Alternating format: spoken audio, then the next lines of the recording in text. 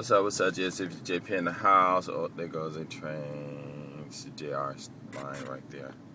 Anyway, I was talking to one of my friends in Wakayama, and we had this long conversation about all kinds of stuff. But basically, it started off about him asking me about how Obama's doing. And I told him, I think Obama's doing good, And then he mentioned about the problem with Cornel West and Obama not returning Cornel's telephone call or something like that, and blah blah blah. And then he asked me about if I was Obama, what would I do to help Black America? And then I said that I would tell them that we're not in physical slavery. And then he says, well, we all know that, and he said that. Then I would tell them that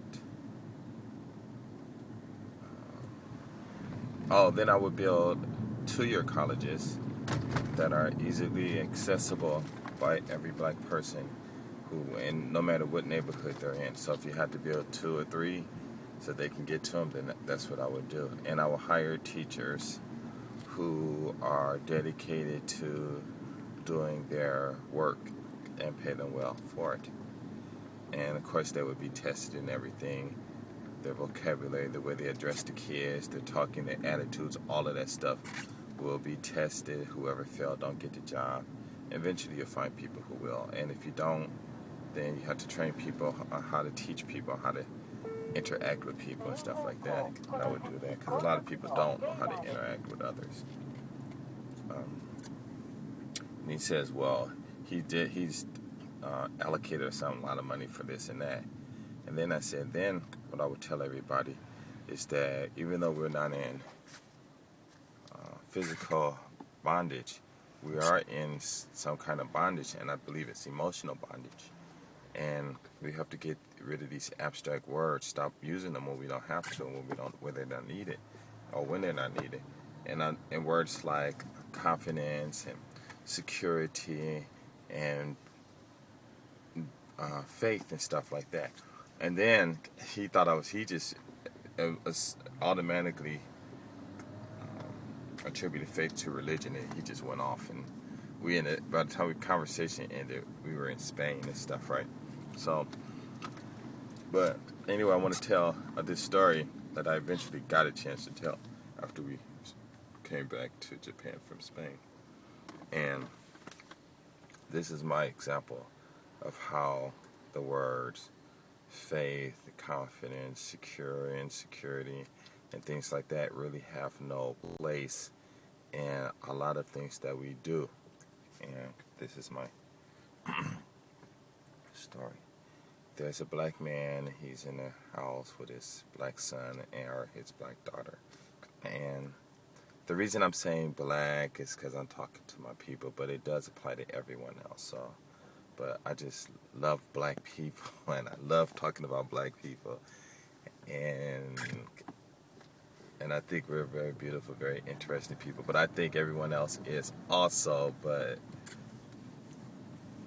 how can I say that? But it's just like, I don't know, I guess I'm like the rest of the world, right? Always talking about Black people, right?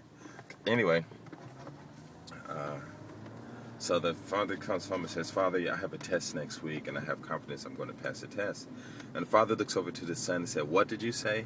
And the son says, Dad, I just said I have a test next week. And the father says, no, that's not what you said. What did you say? And the son said, yes, I did. He said, no, you said something else. What did you say? And the son says, I have confidence I'm going to pass this test. And the father laughs at the son. What are you talking about? And the son says, Dad, what's funny? What? I shouldn't have confidence in myself to pass the test? And the father says, absolutely not. What does you having confidence that you're going to pass a test have to do with you passing the test? It has nothing to do with you passing your test. And the son says, Dad, that's not right. It does. It has everything to do with me passing the test. And the father says, son, sit down and let me have a man-to-man or reality-to-reality talk to you. And the father says to the son, listen, in order for you to pass a test, number one, you have to understand all the vocabulary on that test. You have to, in order for you to get 100% anyway, you have to understand all the vocabulary on the test or in your subject. Do you understand all the vocabulary? And the son looks at the father. And then the father says to the son, then you have these problems that you have to find the solutions for. And all of the solutions to a problem are there, but the way you approach the solution is going to be different. Okay, so you have to understand those. Then on top of that, you have to be able to complete one problem within a sufficient amount of time, or with the minimum amount of time, so that you can complete the whole test and then be able to go over the test again, just to find any mistakes that you may have made, or just to relax or go home or leave, if you can leave early. And that's what you need to do to pass a test.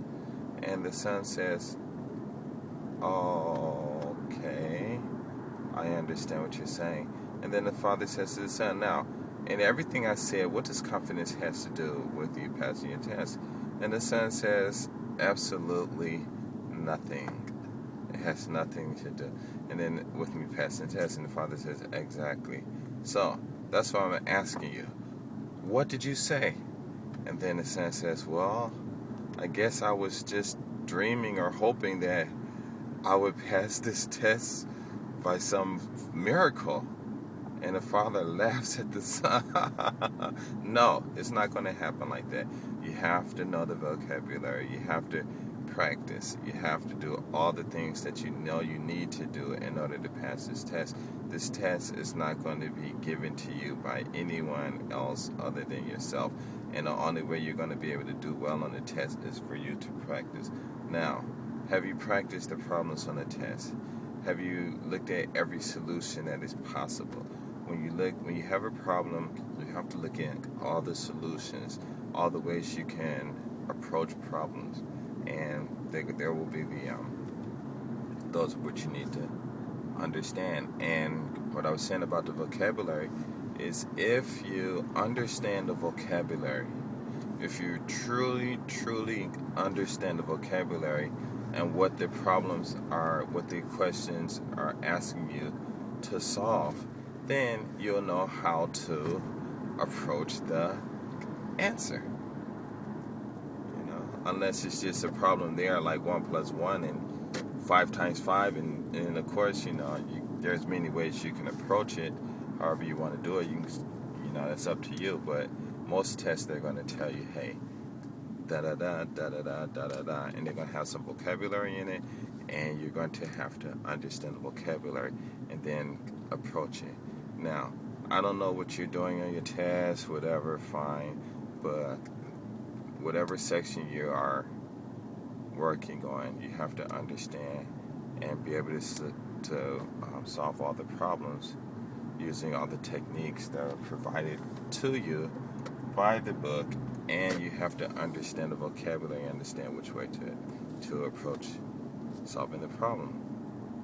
So the father says, son, next time you have a test or anything that you have to do, please don't use those words. They are unnecessary, okay? You're just rambling about nothing, and it's exactly nothing. The only thing confidence is going to help you with that test is nothing. It's going to help you absolutely not at all. That came out strange. I'm trying to think in English. My Japanese is popping in my mind. But basically, that's it.